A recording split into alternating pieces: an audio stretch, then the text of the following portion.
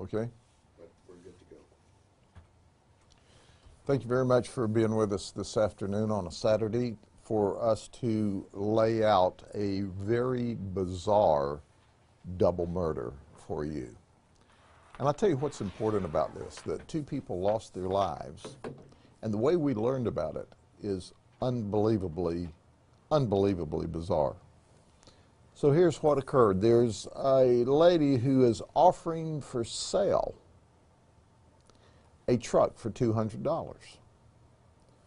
So she offers this truck for sale for $200 and says the owner of it's not going to need it any longer because they've been murdered. Did you hear what I said? She told them that the owner had been murdered. So as you can well imagine, in this community that we have, when you start talking about murdering people, somebody gets around to calling the sheriff's office, and they did, and my outstanding homicide team immediately went to work, and here's what we learned. Todd Jackson, apparently, at least by the witness and suspect statement we have at this point, 2 weeks ago, shot and killed Mark Klein, who's 33, and Crystal Klein, who's 37. They're married. They were in their home, in bed, asleep when they were murdered at 3500 Windy Hill Road in Haines City. And the reason we were told that Todd Jackson murdered these folks was because they owed him $30,000.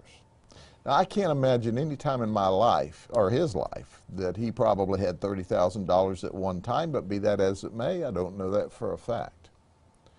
So for 2 weeks, these folks have been dead, and we just heard about it on this last Friday afternoon.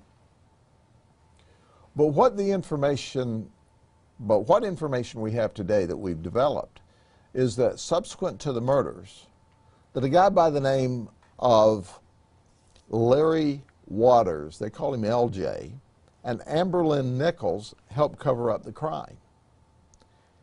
And here's what occurred. Todd and LJ took the air conditioner out of the window and pushed the bodies out of the bedroom window where they'd been murdered in the bed onto the ground, where they immediately put them on a dolly that you would use for moving a refrigerator or furniture dolly, drug them out into the swamp behind 3500 Windy Hill Road and left them in the swamp. Now, 2 weeks later, Amberlynn is trying to sell the truck for $200, and that's where the people go, whoa, I don't want to be involved in this. In fact, somebody needs to call the sheriff's office, and they did.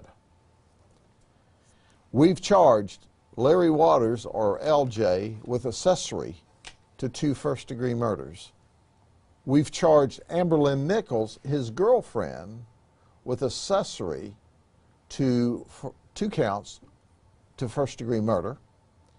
And there are other charges that have been filed and even many more that are pending. What we don't have is Todd Jackson. We know that he lives off Plateau Avenue in the Wabash area west of Lakeland. We know he's got a 14-year-old child. We know that he's at large and he doesn't work currently. We also know that all these folks are acquaintances. So the indication is, well, how did Todd Jackson get into their house? Well, it's not unusual for them to go and come. So he had access to the house. He went there, found our victim, and our victims were asleep. So he shot and murdered them while they were asleep, at least according to our witnesses and our suspects that are in custody. We need your help finding Todd Jackson. He needs to be in the county jail right now. And we also want to give him a chance to tell us his version of the story. After all, he may go, I wasn't the shooter, they were the shooter. But at this point in time, based upon all the information we have, he is the shooter. We've been into this investigation less than 24 hours, even though we know that they were murdered approximately 2 weeks ago. So, if you know his whereabouts, let us know. Help us bring closure to the family of Mark and Crystal Klein. At the end of the day, we know we have two people that were viciously murdered while they slept, allegedly by Todd Jackson. Two are criminally charged as accessories and are in jail, but we don't have the alleged shooter in jail yet. That's where the community comes in to help us out. And now, talking about the community, I mean, this started here based on a tip. It absolutely did. And how critical is that, you think, going to be to moving forward to bring this person of interest to you? I can tell you that the reason that we know about this is because we received information from the community. And we received information from the community when this girl started going around town trying to sell the truck for $200, which is suspicious first, and then actually admitted why they weren't going to need the truck any longer because they were murdered. The same community that gave us the heads up to the murder is the same community that can give us a heads up as to where Todd Jackson is today. We need your help. We want this guy in the county jail really fast. And Sheriff, understanding what the connection these people had to each other, this, of course, is not something random. This was a malicious attack on two people. You're exactly right. We have people in the state Senate right now, Jeff Brandis, who thinks drugs are low-level nonviolent. Well, we truly know that this group of people were active in the drug trade, the drug business. Ladies and gentlemen, I can tell you that the sale of methamphetamine, cocaine, heroin is not a low-level nonviolent event.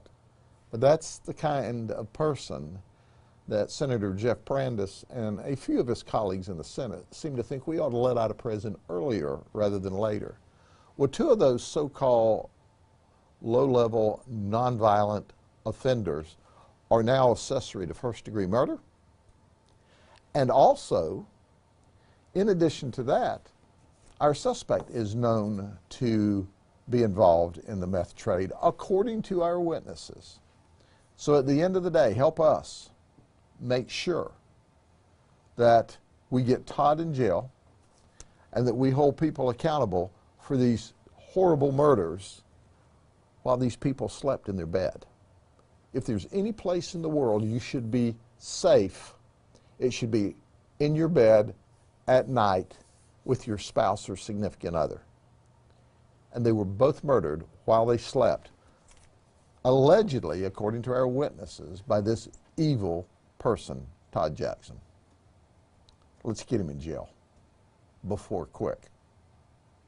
And lastly, anything you want the community, I mean, you talked about the community helping and the tips coming in, but how aware should the community be about this person being out there and what he may be able to do, what he's willing to do? Well, this guy did not commit a random murder. He targeted these folks because, according to, once again, our witnesses and suspects that have talked to us, they supposedly ripped him off.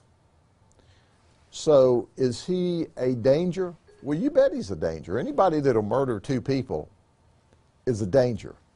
But is he randomly murdering people? No. This man targeted our two victims. But he's murdered twice. You know he's capable of murder again. That's why we need to get him locked up very quickly. Okay? Thank you very much. Now,